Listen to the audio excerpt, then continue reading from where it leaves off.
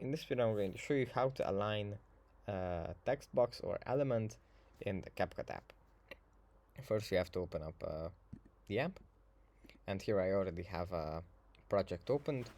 From here we just click where the text box is that we want to edit, then we click on it, and here we scroll down,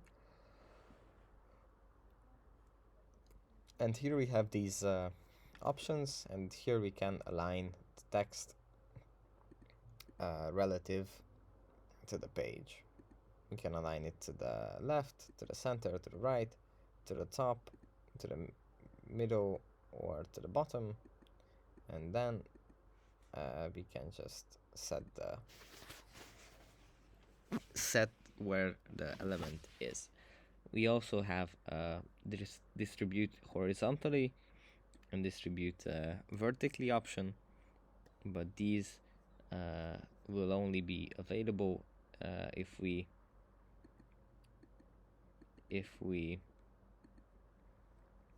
have two